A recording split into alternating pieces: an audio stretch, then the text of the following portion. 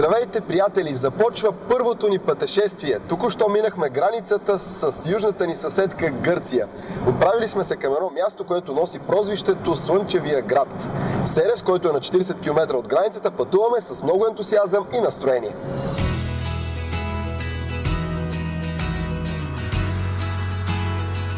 Ей го на първото ни спиране. Защо сме поспрели на брега на река Струма? Нейното гръцко име е Стримонас. Тя от изключително значение не само за България, извира от планината Витоша, но и за Гърция, тъй като по протежението на реката, която в момента е изключително пълноводна, е много плодороден край. Реката стига и до езерото Керкини. Всъщност то е едно блато, което е оформено следствие на човешката ръка през 1932 година. От тази информационна табела разбираме и за богатото местообитание на птици на самото езеро, включително и фламинго. Тук виждаме, че се предлага конна езда, има риболов, както и малки селца, които ще ви покажем малко по-късно.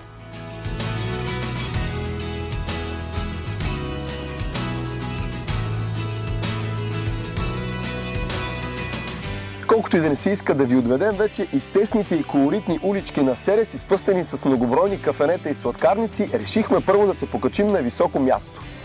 Тук всъщност е започнала древната история на град Серес. Има останки още от византийско време, сред боровите хълмове. От тук се открива една невероятна панорама и може да добиете представа всъщност колко голям град е Серес. Може да видите всички църкви, защото те са наистина много, и да се порадвате на хубавата гледка.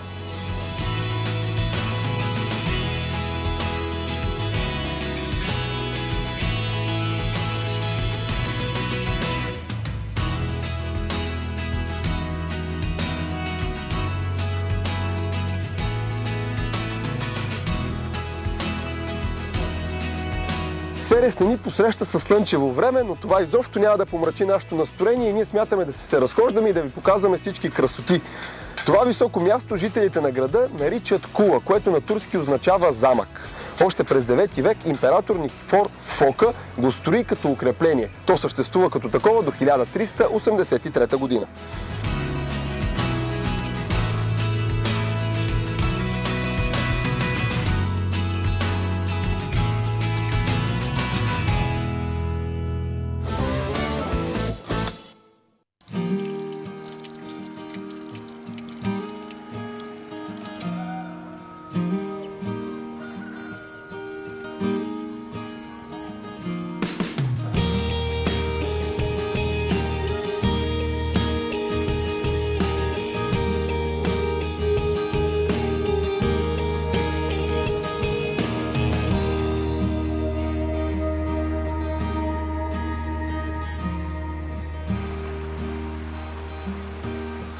Намирам се в своеобразното сърце на град Серес, площад Елефтериас, където кипи изключителен живот. Децата щъкат и тичат необезпокоявани, а техните родители пък са насядали по околните кафета, където пият наистина хубаво и качествено кафе и опитват от местните сладкиши. Най-известният сладкиш се нарича богаса. Представлява кремпита, поръсена с пудра захар, която е уникално вкусна. Ако някъде открием, ще ви я покажем малко по-късно. Температурите са 17 градуса, нищо, че е края на март, времето е изключително благоприятно за разходки.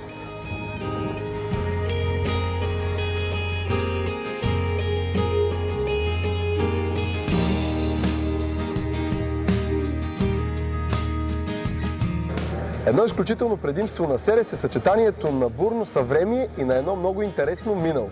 Зад мен виждате останките от Безистена, който е построен през 15 век като част от много голям комплекс.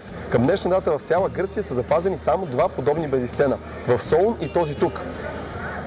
В тази сграда по-настоящем се съхраняват най-интересните находки на археологическият музей.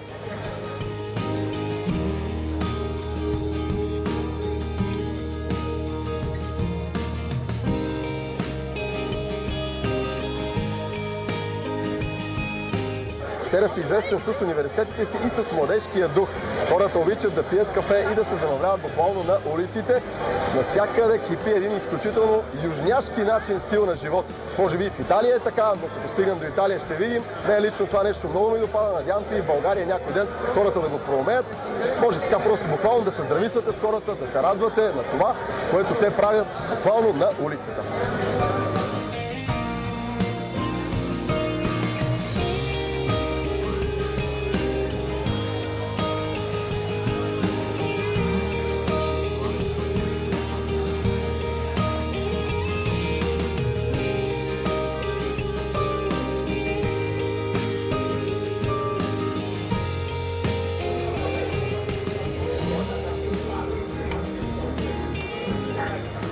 Това се казва хубаво кафе. Носите го на джазве с сладко.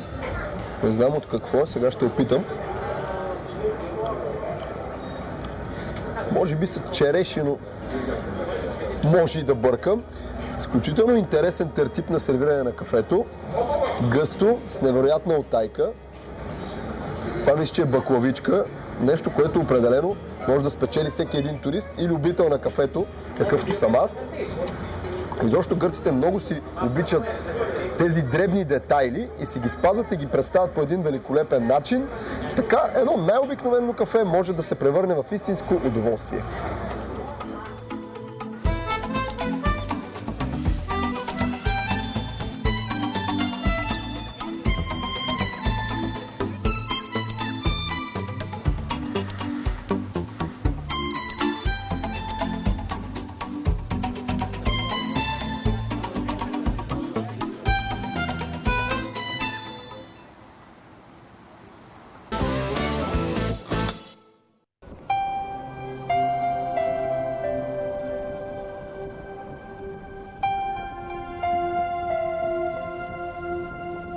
Предприема едно пътешествие, тъй като времето малко се поразвали.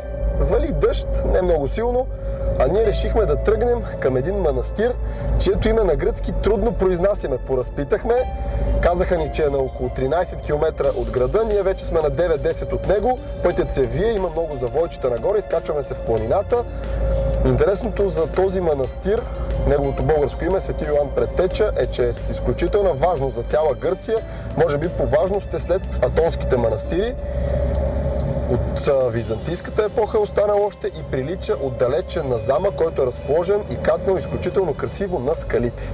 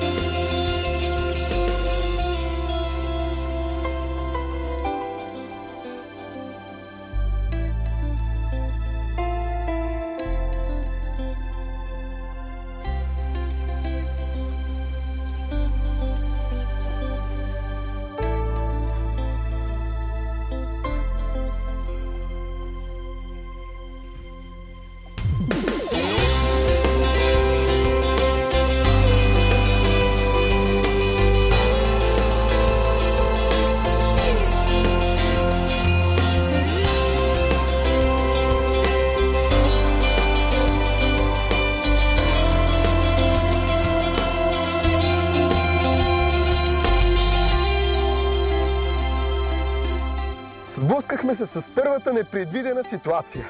Манастирът се оказа действащ женски.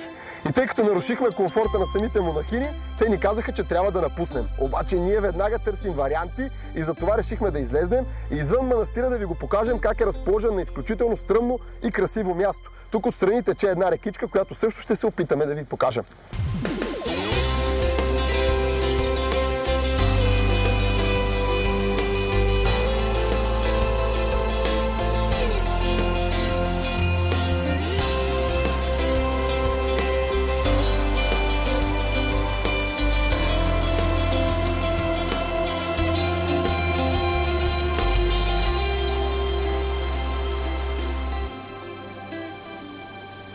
Високо в планината Сминица или Меникио, точно зад мен, го виждате на високото, е разположен манастирът Свети Йоан Предтеча, построен е през 13 век като самостоятелно градче или добре укрепен замък, защото си има собствени отбранителни кули, които ограждат главните вътрешни постройки. Освен с красотата на стенописите и самия манастир, посетителите могат да се запознаят и с музея, в който е представен живота на монасите от отминалите епохи.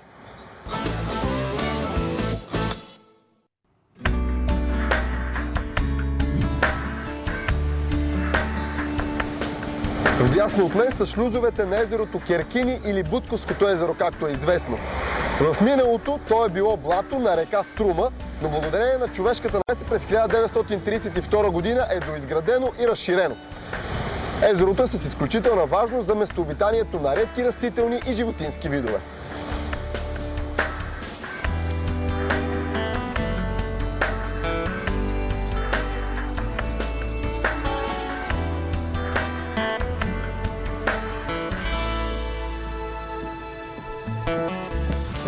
полезна информационна табела с различните видове птици. Започваме зеленоглава патица, жълтокрака чайка, черна каня, кадроглав пеликан, розов пеликан, голям корморан, малък корморан, голям гмурец, тъй малък гмурец.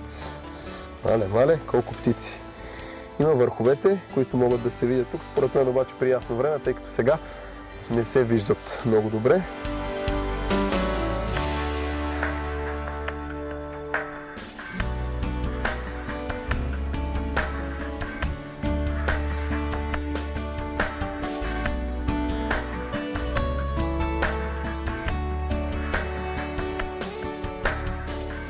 Не знам как да го нарека, лично за мен си е уникално преживяване, защото на 2 метра от мен има поне 10 пеликана.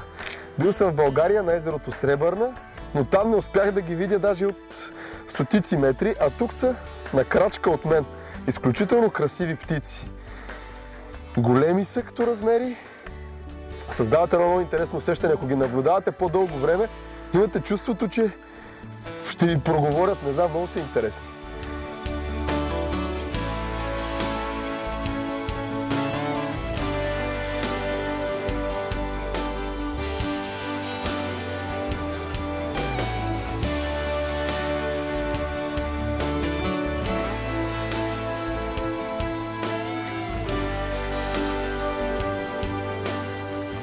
Намирам се вече на малкото пристанище на брега на езерото Керкини. Тук е мястото, откъдето ще си вземем лодка, за да разгледаме и вътрешността на езерото. Ето го и корабчето, не е изненадващо, че е в традиционните синьо и бяло цветовете на Гърция. Коста ще бъде нашия капитан. Качваме се. Имаме си и бинокъли, с които ще наблюдаваме всичко, което се случва в езерото.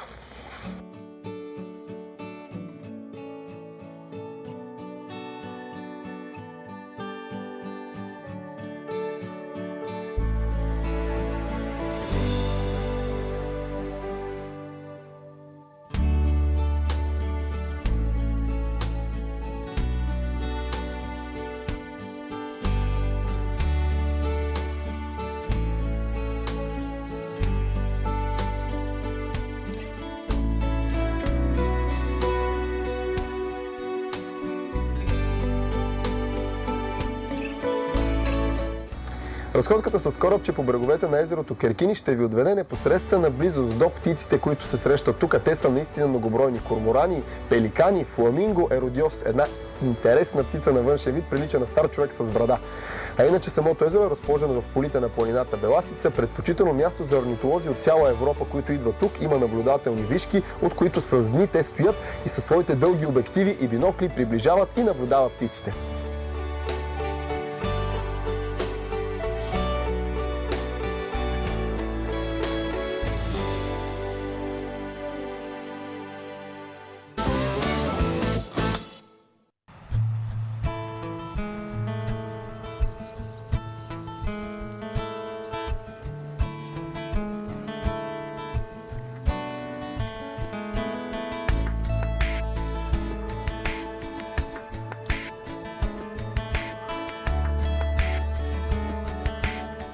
Хотелски комплекс Еродиус разполага с 24 стаи за 2 или 3 души, в които има всичко необходимо за вашата наистина добра почивка. Най-голямата екстра са терасите, индивидуални с невероятна живописна гледка към брега на езерото Керкини.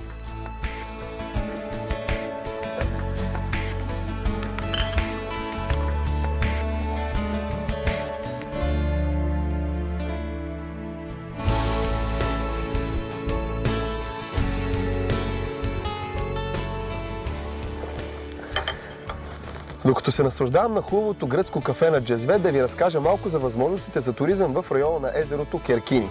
Като започнете от велосипеден туризъм, разходки с лодки и корабчета в самото езеро и се стигна до конна езда. Базата на хотела пък предразполага всякакъв вид туризъм, конференции, семинари, фирмени събирания и сватби, които се организират много често тук.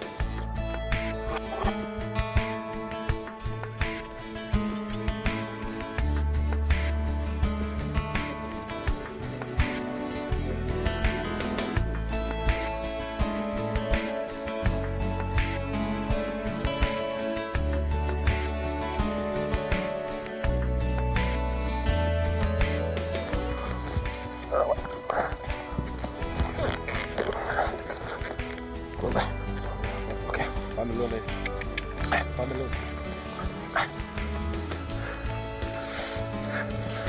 Лека разходка с кончетата.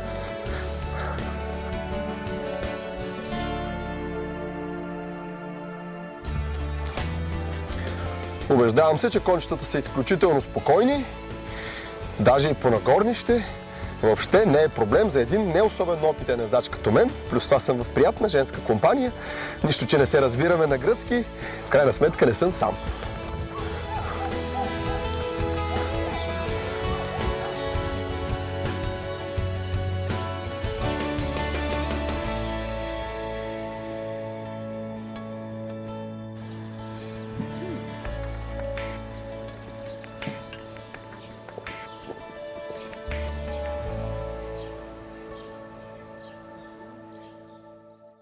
Време е за обяд. Като едни истински туристи след многобройните обиколки и ние имаме нужда да се храним. Нашите приятели от хотел Еродиус са ни осигурили една много богата трапеза, на която да се насладим. Също нещо може да направите и вие. Ценни съвети сега за кухнята в този край на Гърция.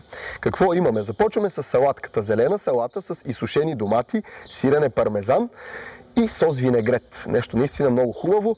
Сиренца. Гърците обичат на тяхната трапеза да присъства сиренето, което е овкусено с билчици и отгоре с зехтин. Тук имаме друг модел или вариант на сирене, панирани топки, които са с сос наподобяващ, може би, този, който се използва и при гръцките тиквички.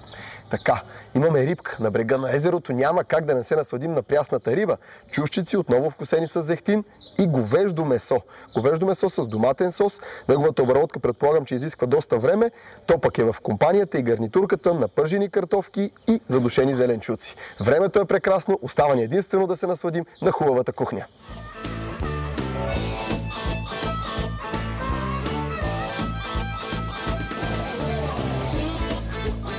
Ето, че слънце изгря, макар и в последния ден. Нищо обаче, това поне потвърждава моите думи, че Гърция е една от най-слънчевите страни. А точно този край пък на Гърция лично мен много ме изненада, защото не е толкова добре известен за масовия турист. Обаче има страхотни предимства, като например, близко е до България. Има планини, има езера, има реки, може да язите коне, може да доведете децата, да ги качите на лодка, изобщо всичко каквото ви душа иска. Не забравяйте, че и Серес е много наблизко, където може да пазарувате и да опитате от хубавите кафета. Едно е сигурно, гърците ще ви погледнат и ще ви накарат да се върнете отново, а другото сигурно нещо е, че ние ще продължаваме да пътуваме за вас, защото нашата почивка може да бъде и вашата почивка.